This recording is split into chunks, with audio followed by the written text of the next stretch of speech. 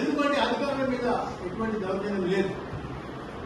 అందుకే మేము ఒకటే చెప్తాము, ఖచ్చితంగా ప్రజాపాలనలో రేవంత్ రెడ్డి గారు ముఖ్యమంత్రి నాయకత్వంలో, కేబినెట్ యొక్క నాయకత్వంలో, మరీ ముఖ్యంగా పెద్దలు హనుమంతన్న గారి నాయకత్వంలో, అంతకంటే ముఖ్యంగా మన గౌరవ శాసనసభ్యులు డాక్టర్ రోహిత్ గారి నాయకత్వంలో నియోజకవర్గం అబ్సల్యూట్ గా కరెక్ట్ గా ప్రజల మధ్యలో పోతుంది, ప్రజల పరిపాలన జరుగుతుంది.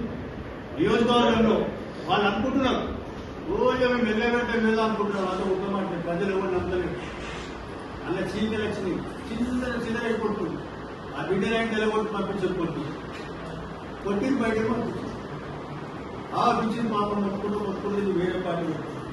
ఒక పక్క ఈయన పోయిన బీజేపీలో పోతున్నాడు, ఇంకో ఆయన వెళ్ళిపోతున్నాడు. చిన్నరైపోయింది.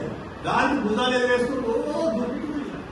అవన్నీ బంద్ అయితే ప్రజలు మన పక్షం ఉన్నారు ఖచ్చితంగా. ఎందుకంటే చాలా ఉన్నాయి, చాలా ఇప్పుడు ఇయ్యడు సంగతి పిల్లలంటే కాదు, మతాలు కాదు. మరి కడుపులు గరీబ్ వాళ్ళు కడుపునే బ్లాక్ దందా లేదు, బంద్ అయిపోయి. రేషన్ షాప్ బ్లాక్ దందలు లేదు. లేకపోతే మనకి 20 రోజులు వస్తే ఆమె దుడ్డు పడేసి పైసలు తీసుకొని పోవాలి. దాని వల్ల రేషన్ షాప్ దగ్గర జాతర జాతర ఉన్నది. ఒక్క రేషన్ కార్డు చేయలేదు దుర్మార్గం. 10 ఏళ్ళలో కోడళ్ళు వచ్చాయి, కొత్త కోడలు. అలా అవగాహన దగ్గర రేషన్ కార్డు కట్టారు. ఇది అత్తగారి దగ్గర బియ్యం రాస్తారు. ఆగమాగం. అదే సర్కార్ వచ్చిన తర్వాత రేషన్ కార్డు ఇచ్చింది, అందులో బాగా సన్న బియ్యం ఇచ్చింది.